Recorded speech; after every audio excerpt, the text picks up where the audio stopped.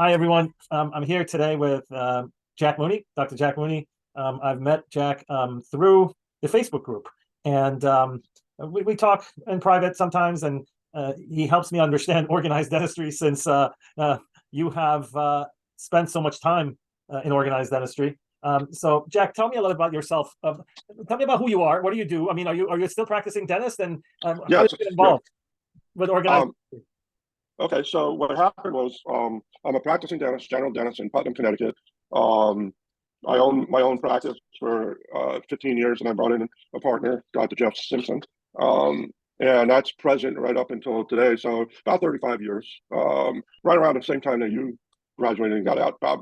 I've seen a lot of changes in dentistry and stuff like that. I got involved in organized dentistry when I was brought to a component society meeting. And because I was the new guy on the block, I was immediately made the treasurer of the component, which I think is fairly typical, even up to the present time and stuff. A very good friend of mine, Dr. Mark DeRozier, uh, he was the chair of the Connecticut State Dental Association's New Dentist Committee, and he had served his time. And he looked at me because I was a new dentist and said, "Hey, Jack, would you be interested in serving on this committee?" And I said, I didn't know what I was getting myself into. I said, sure. And um, I became chair of that. And that's how I got basically involved in Connecticut State Dental Association stuff. Um, I served as chair for uh, 4 years, I believe. Very interactive with the students and finally got to the residents because we realized one of the big black holes in recruitment were the 2 years that kids were spending in residency. And for some reason, no one knew where they went or how they went. As chair of the new dentist committee, I also served as a liaison to the membership committee, where we physically back then used to get phone numbers for us to call people who were non-renews and stuff like that. So that kind of like opened my eyes to some of the membership issues and stuff. From that, I went to become secretary treasurer of the CSDA. We actually were involved in a lawsuit against Anthem at that moment in time, and one of the issues that the insurance companies always would play back then would be, you know, get it into district courts or federal district courts, and it would raise the amount of money that we had to pay for a lawyer to keep those things in there, sometimes 2 3 years. So one of the things that we decided to do, it brought a group together and say, hey, unless we show the insurance companies we're willing to fight, um, they're just going to drag this thing out and make it cost a lot of money to the point that we would have to drop. So it was agreed that we would assess the membership $100 for a period of 3 years to raise a legal fund. And I'm proud to say that every single dime of that raised money, because we ultimately didn't need it, that raised money was returned to the members or spouses sometimes because people die and stuff like that. And that was like a real great introduction to me in terms of transparency and fiduciary responsibility, serving as that. After that, then I went up through the chairs at the Connecticut State Dental Association and was president in 2006. I served on the ADA's workforce task force. I was a pain in the ass there. I served on CGA. I was a pain in the neck there. Pardon my French. Uh, because you got to ask the questions. You got to not just look at a problem and immediately respond. It's like, okay, we have a problem. Where do you want to be 5 years from now with the problem? Knowing, but here's the important thing: knowing that you have to respond now. You have to respond, but the response has to be in a strategic fashion, and make people understand that sort of thing. So, That's also back then. I served as a delegate to the ADA House of Delegates and stuff like that. I began to see how the ADA functions and right. stuff. So I wanted to ask you about a couple of things. First of all, when I started talking about the stuff that went on in Maine, I made a comment that actually made someone that I got to know recently upset, and I have to kind of correct myself because I'm under the impression that we need change. We need radical changes in organized dentistry. And I was under the impression the old guard, people like you and I, are the ones that are the obstacle for change. And I just learned in the past few days that actually the old guard are the ones that we need to use to make sure there are checks and balances, that the rules are followed. We are not taking a second vote when it's not allowed by the bylaws, right? Mhm. And it seems like a lot of the younger people who are eager to move up in the chain of command sometimes oversee these bylaws. There was a reason these laws were put in place to protect people. So I wanted to ask you, you have served locally, statewide, and you were appointed or elected to the ADA councils? I was appointed to one ADA committee and to another ADA council, yes. And this is one of the problems I think we have in organized dentistry, is that especially in these smaller states, you guys have a hard time getting people to get involved, right? To get involved in organized dentistry. And oh, absolutely. Yeah, and I think that's one of the problems. And I always criticize them, oh, this is just going around the table. You become a delegate this year, I'll become the guy. But it's because you guys can't find enough people to get involved, right? Sometimes that's true. And then sometimes, I would say to a point, unfortunately, in our state, if they saw my name on the ballot to go because I had to get elected, everybody's like, well, that's Jack Mooney. We're not going to be Jack Mooney. So somebody who may be interested, I may be blocking just because people know me. So, and that's, I wish there was a better way that we could actually know what the people actually do at these meetings. We do have in Connecticut, we do have a rating system for our delegates and stuff like that. And in all fairness, they do a lot of work, but sometimes there are people that are just there to be there, tie in things like vacations and stuff. I remember one time we were going to Hawaii and there were 20 people on the ballot. And then the next year we were going to Kansas City and there were not enough people to go on the ballot. And that's no disrespect meant to the Missouri, Kansas City people. I mean, but that's just the thing, and you just wish it was more, okay, why is this person qualified to go and basically determine policy for the ADA? That's what the House does. And I think, I've read some comments online, and this is one of the reasons I followed the page, was because I found it fascinating that people or yourself would raise a question, and sometimes the answer would seem obvious, but the way we're governed doesn't allow us to do the obvious. It has to go through several layers, and I do believe like you're starting to address that with these strategic forecasting committees. But I've from the day that it was conceived, had a problem with it because I always believe that the board inherently has that power and by bylaws to protect the best interests of the association, and the board did that when the essential dentistry as an essential service was passed. That it still had to go to the House. There was no discussion on it. It was boom, But you asked me why I kind of stepped back a little bit. The first reason was I have to give other people a chance to do this, and I knew going to Orlando that there would probably be interest from newer people, and thank God there was. We've changed our the group going down there. I sure as God hope that the veterans that remain there really take these kids under their wings and help them out, because the first time you go to the ADA house, if you don't have somebody to help you out and understand why are they debating 10, 20 minutes over the word is versus or whatever, you'll lose interest really quick. And I told you, you're going to experience that. You're going to see debates, and you're going to wonder like, why, So, but getting back to my point, I always believe that the board does have that power, and they've used it, and to be pragmatic about life and stuff like that. And that's what we need. We need something like mass question 2 comes up. Everybody's latching onto this thing. They're getting donations from individual dental societies. They're getting donations from individuals. I'm like, okay, so you got to ride the wave. You got to ride the wave to relevance. That's, what I'm saying? It's like ride the wave to relevance, and look at the 30 or 40 other things you're doing, and really question and say, does that make a difference to the guy across the street or the lady across the street from me? I think that's lost, and that's that's the second reason. I think leadership in the ADA a lot of times, is about the individual, and it's not about getting better benefits, making organized dentistry more relevant to the person that's not in leadership. You have to understand every year, and you're going to see this, Bob. Every year, 1,000 very motivated volunteers go to that house and they try to do their best job. Some of them not so well. Some of them work very hard, and they really give it. But in that setting of the house, they really give it. But it doesn't spread. You got 10,000 people on your group. We don't have 10,000 dentists. We don't. It's like if you had 10,000 dentists concentrating on any one effort within the ADA, you'd get stuff done. But it's 1,000 people, and then it gets reduced into these councils and committees of 17, 20 individuals, and everything just gets watered down. And you know, I thought I'm really going off all over the place, but no. I want people who are listening to understand why I'm interviewing you, Jack. It's one thing for someone like me who's been outside of organized dentistry always, or those who in my group sit around and complain, and all we do is complain on these Facebook groups of peers.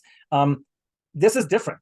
Jack has dedicated his life to organized dentistry from the very early times after you're graduated. You've been involved. So when you criticize organized dentistry, it has a lot more credibility than someone like me who's never been to one of these meetings, doesn't know how these things run. I didn't even know we had an executive director for these organizations. I always thought, why is there only 1 year of ADA presidency? What can they do in 1 year? I didn't realize that this is a 4-year process. You usually, serve on the board of trustees, then you become the president, and then they hire an executive director that has a contract. So these are the things that I actually blame the American Dental Association for, meaning that if you're telling me that these delegates go into the ADA meetings, and I refuse to call it SmileCon.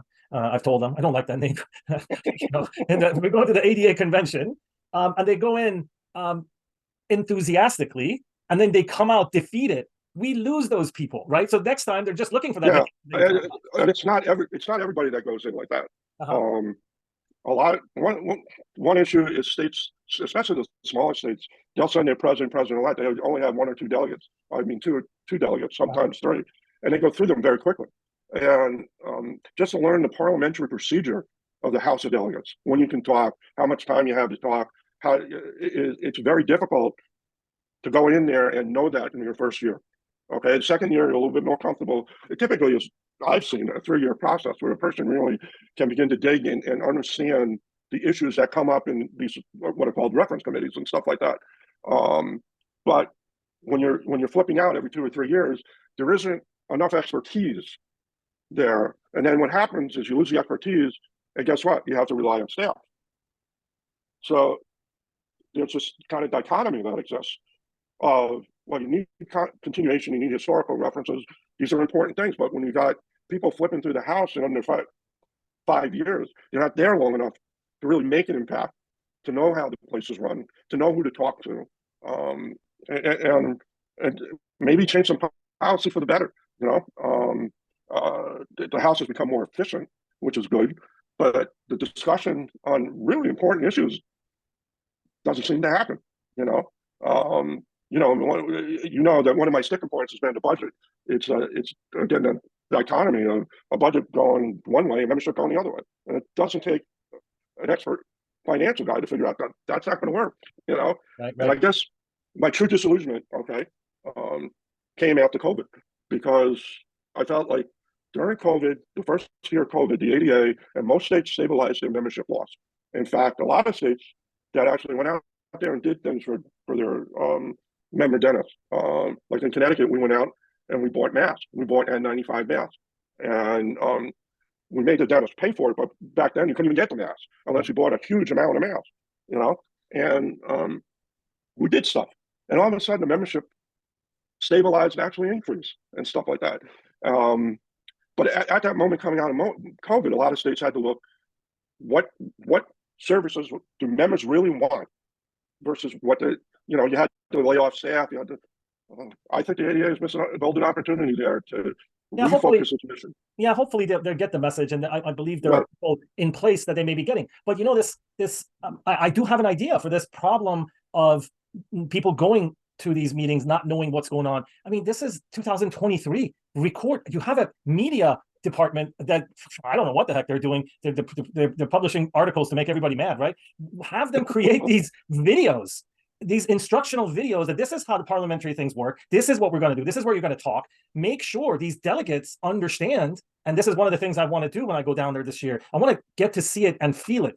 Do these delegates really know what they're doing? Are they qualified to be there? Or was this going around the bar and say, you do it this year, I do it next year, let's make a vacation out of it, right? And as you said, sure, most of them are there on good intentions, right? But if you see things not getting done, you lose that fire, right? If you don't have a coach to push you, and I believe the ADA should be that coach that create these videos and say, hey, you're coming down here. We're doing the business of people being dentists around the country. I've said this many, many times. I believe we need to help people's, oral health and improve them. But our number one objective should be advocating for dentists. We don't have a union. We're not allowed to have a union. We can have an advocacy organization such as the ADA. That needs to come in first and foremost before anything else. But this whole notion that things are just being done and half of the people don't know what's happening bothers me. And I'd like to see that for myself. Yeah, well, they do have, and we do have in the first district, an instructional video that goes out. Now, whether or not the new person takes that seriously, and you know, you're not going to give them an exam, okay? In some of the states, you're just thankful that you have people that want to serve. So it's more of a kind of a self regulating sort of thing. Are you going? Why are you going there? You know, are you really going there to help the profession and members, or are you just going there to just hang out and have a good time and do your thing? You know, vote. You know, you caucus. When you caucus, you talk about the issues. Okay, we're going to vote this way on this issue.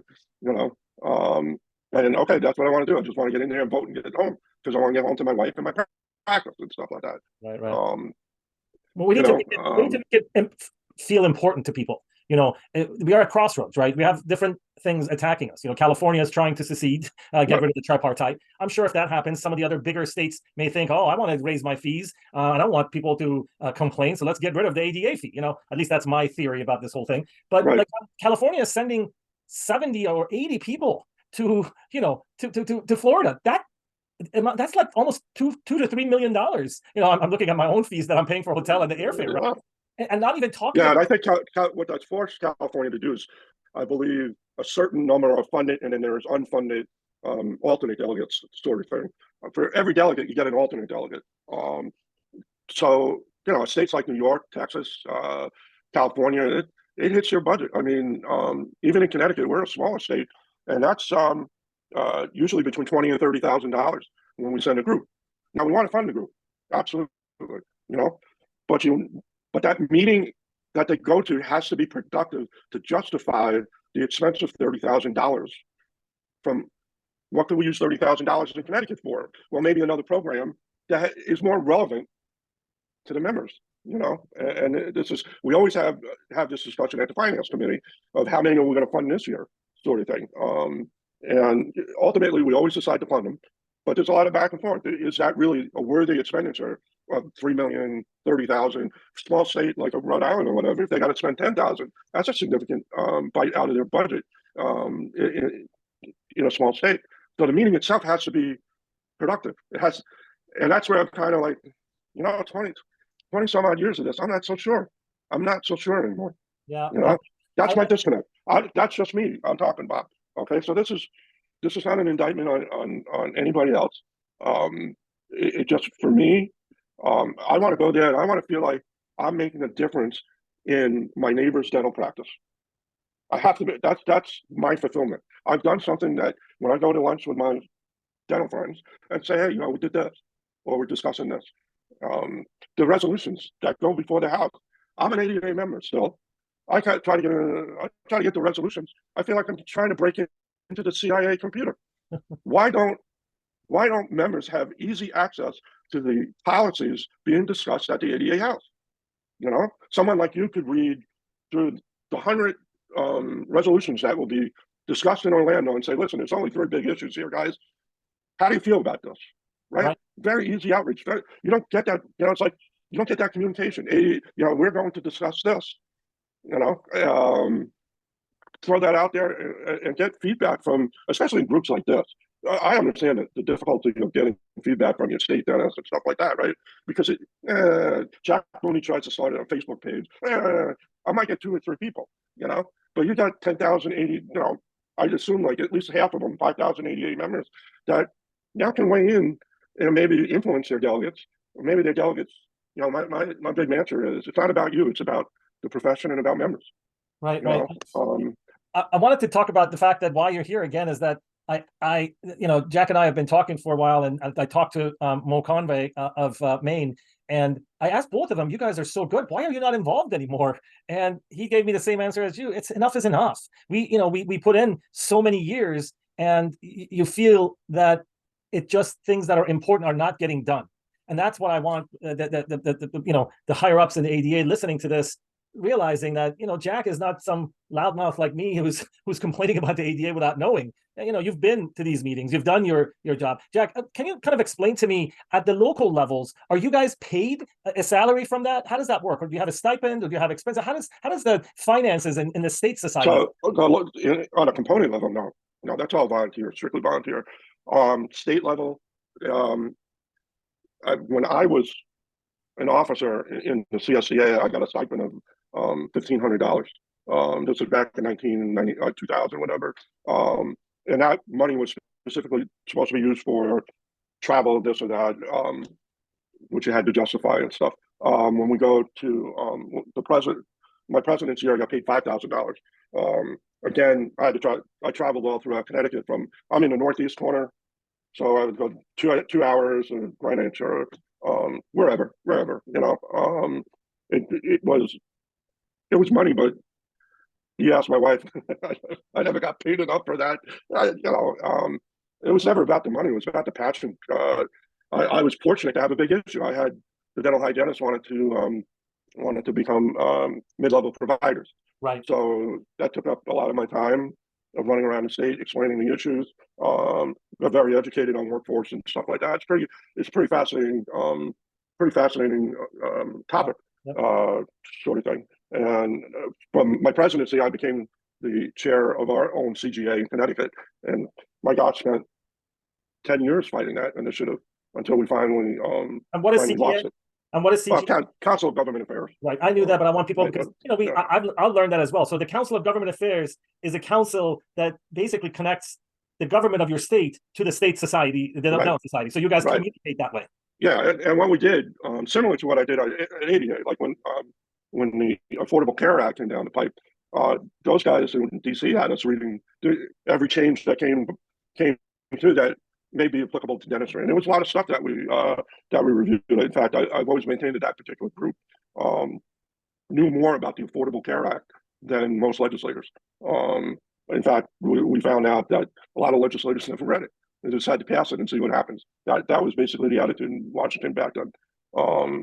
And you begin to understand at that point, like, policy on either federal or state level, especially regulatory policy, can really smash into a practice pretty hard. There's places in, I believe it was Michigan or Ohio, that they passed some kind of crazy amalgam separator bill, which meant that the water going out of the practice had to be cleaner than the water going in. I mean, crazy stuff. Must have been Michigan, right? Yep. So I mean, this is kind of crazy stuff we deal with. So yeah, we reviewed laws and try to either mitigate the effect on dentistry, or try our best to advocate against the inclusion of these things. Sometimes we were successful. Eventually I was on a group with a group that had initiated the McCarran-Ferguson opposition to repeal that law. And that took, my gosh, another 10 years before the Senate repealed it. So it's in general, legislation is a very hard, very difficult fight, and it takes a lot of time and effort to try to protect the profession or protect patients. I always looked at it as protecting patients. What is that? The act that you just mentioned, you just said it, the Ferguson law. What is that? That's the McCarran-Ferguson Act. Yeah, McCarran-Ferguson protected the insurance companies of Major League Baseball of all things from antitrust legislation. And insurance companies, and I still believe it goes on today, but they exchange information. They know pricing. They are a monopoly that just interferes with that doctor-patient relationship. Which is where I believe the ADA should focus itself. It's the preserve the autonomy of the doctor-patient relationship.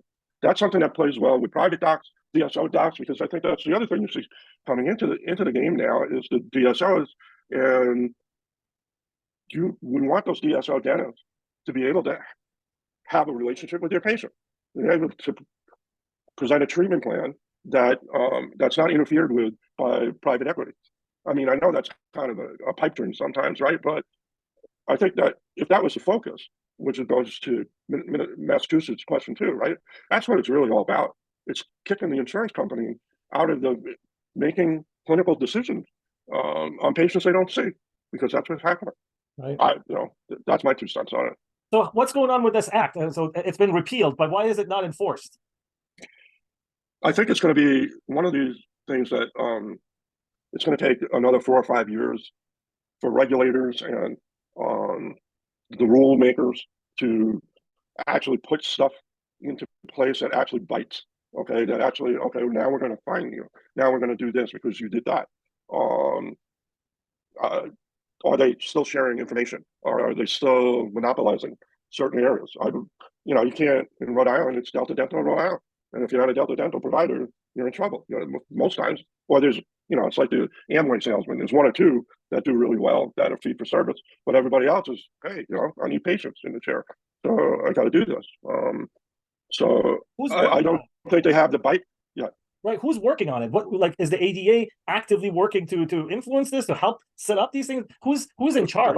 Right. So that would be something that goes through the ADA's Council on Government Affairs, and I believe they're working on it. But the frustration in government is, yeah, we're working on it, and that's the answer they give you. And you ask 6 months later, what are you doing? Yes, we're working on it. We don't have the right regulatory rules. It didn't give us a fine schedule, didn't give us penalties and whatever. So even though you pass something, um, it takes a while for the regulatory agencies of the government to begin enforcing these things. And it's like the IRS; they're not really going to chase something unless you're going to make it worth their while. And are these potential violations going to pay the United States government enough to enforce fines and legislation on a company? I mean, that's always a big question. Right. So Jack, I want to switch gears a little bit here and ask you about Sure. your relationship with Jonathan Schenken. I found out that you guys were close, and it was you guys had almost kind of like a group chat. You, Jonathan, a couple other people. Tell me what you know about that situation. What kind of a person was Jonathan? Yeah, so I got to be careful here. So I'll talk about John the person. He was a terrific guy. Definitely a pain in the ass sometimes, um, but wicked smart. And I'll deal with somebody and spend my time trying to get them to understand a particular position, if I feel like I'm getting the respect also. So there are always several issues that we would disagree on, but we respected one another. And the one thing I really admired about him was his ability to see where the problem was, the root of the problem. It's like, well, we're concentrating on workforce and, people doing dentistry that maybe shouldn't be doing dentistry, right? What are we doing to solve the reason we need all these people? His focus on the soda industry and sugar industry and stuff like that. He could see that very clearly. He was terrific during the pandemic. I mean, he started saying, hey, I'm hearing some crazy stuff out of China from his contacts. And he started really getting four of us involved and discussing back and forth and getting information. And he never really went rogue. He would always say, hey, what do you think about this? Read this article, watch this video, do this, do that. So he was terrific during all that, and helped the ADA form a response to that crisis that we endured. And I don't want to get into the politics of COVID and stuff like that, and shutdowns and not shutdowns. The bottom line is we didn't know. Nobody knew. Right. Part of it was that we were utilizing networks, us four, of people that we knew overseas and stuff, because we started this thing.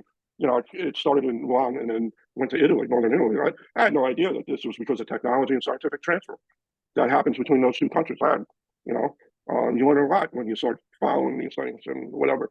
And we tried to push the ADA to get vocal about the first acts that came through, especially PPP.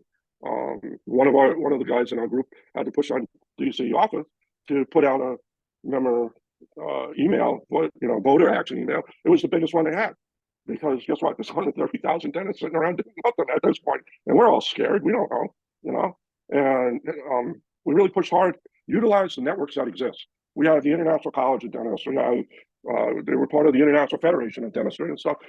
What's happening in your country? Why? Certain countries were getting hit hard, others not so hard. What were they doing differently? So there was a lot of that back and forth that was going on. And then as we emerged out of COVID, John was working on the MLR legislation in Maine.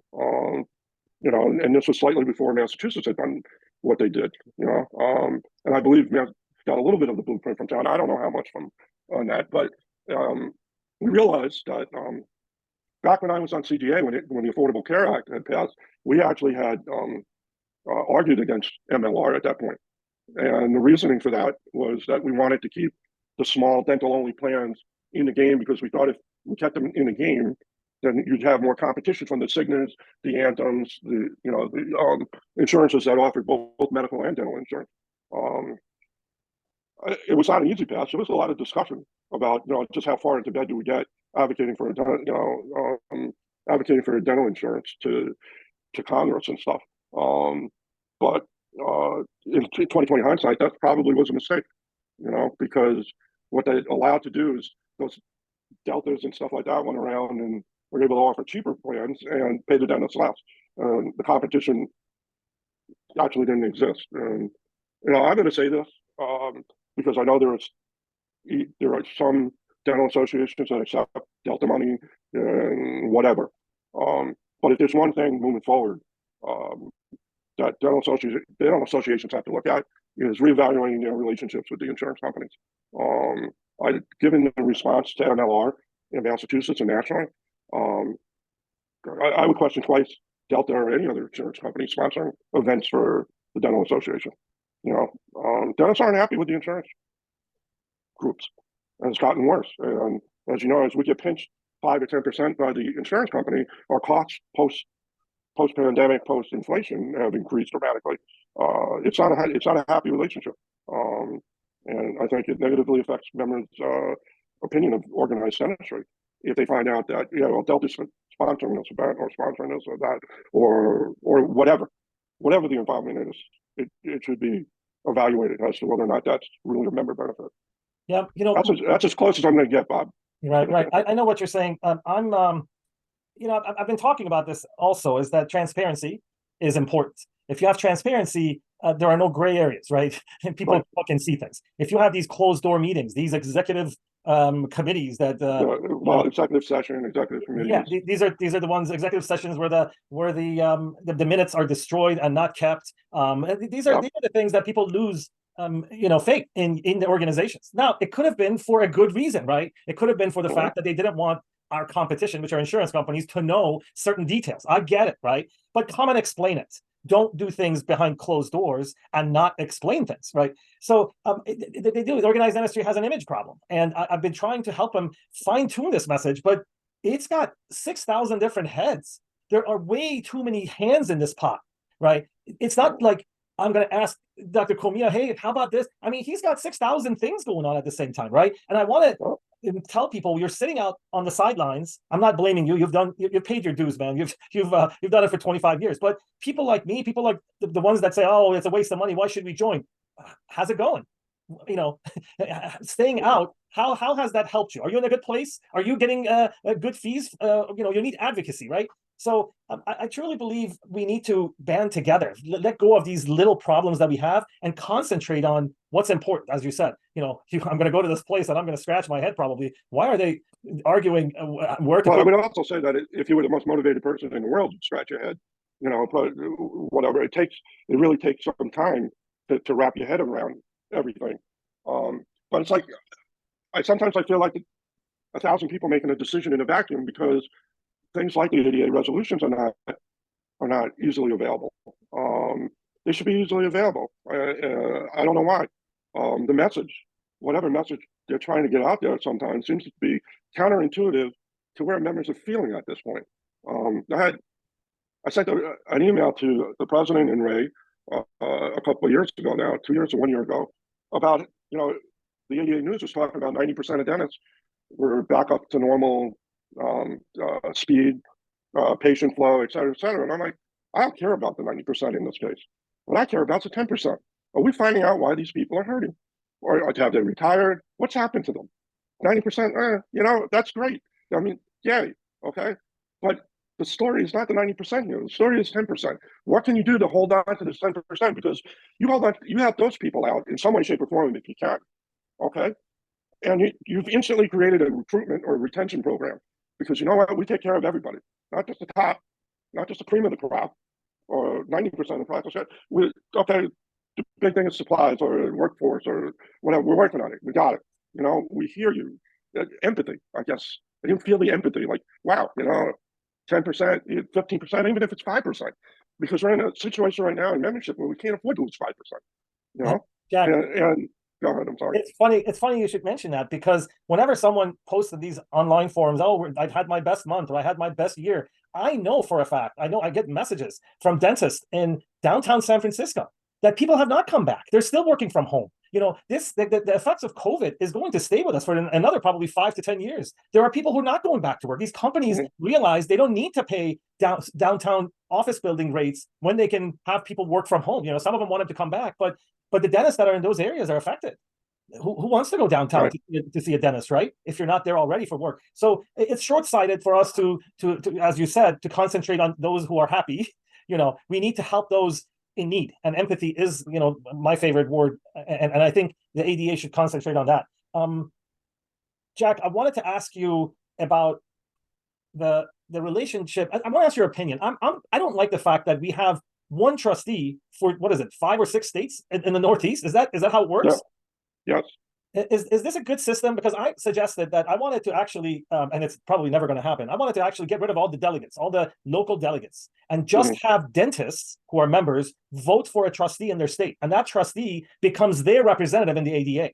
So we would have like 50 trustees, and they are the ones who will vote. We know they're the ones who are qualified, right? At least we get the most qualified. Is that something that's even possible, or am I being naive here?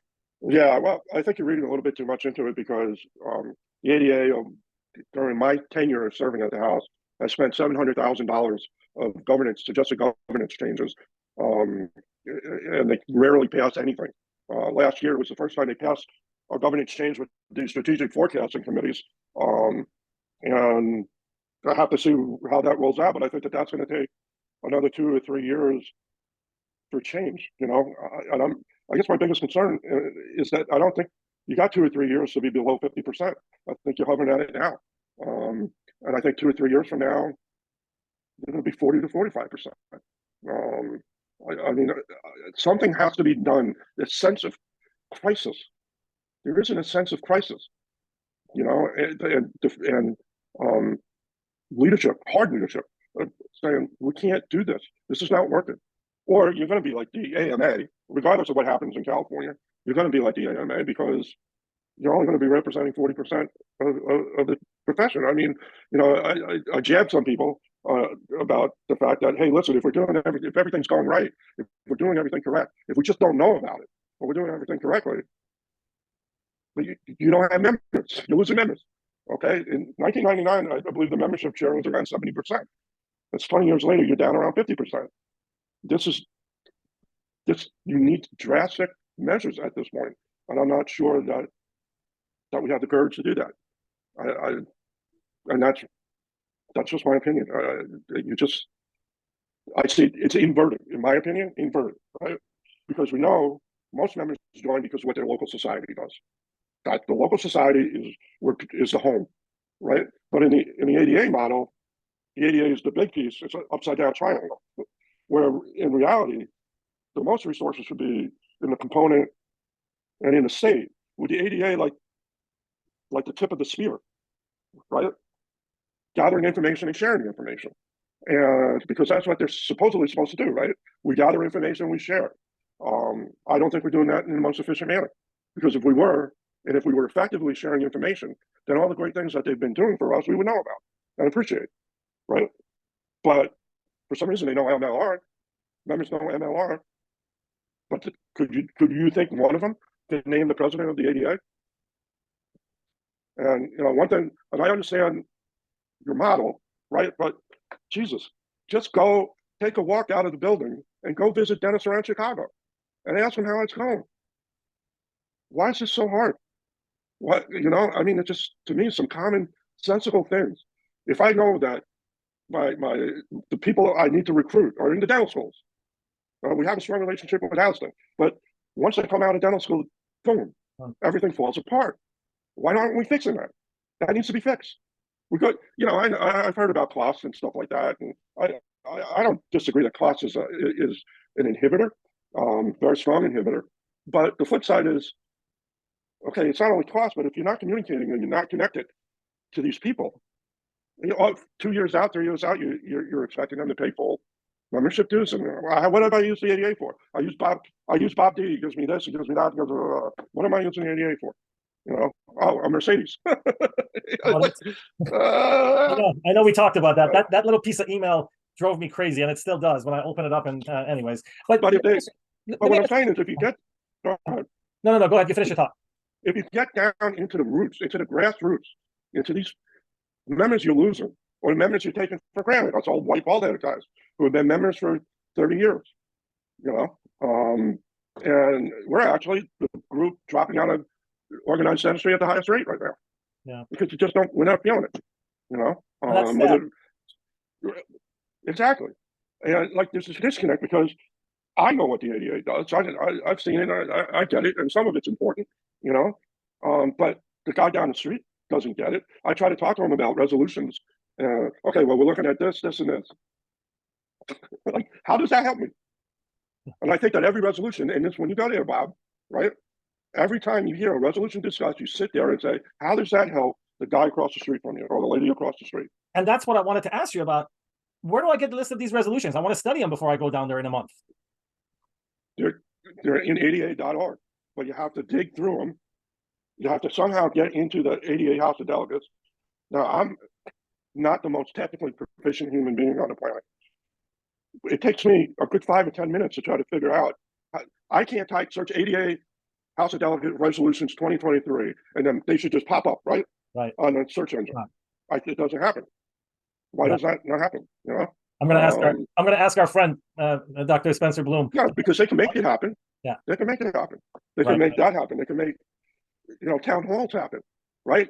You get on the ADA president and ADA ED and Marco and Mo, boom, you got what, 15, 20,000 views on that, right? People watching it and rewatching it. And okay, so that's thinking, that's connecting with people, right? Right. So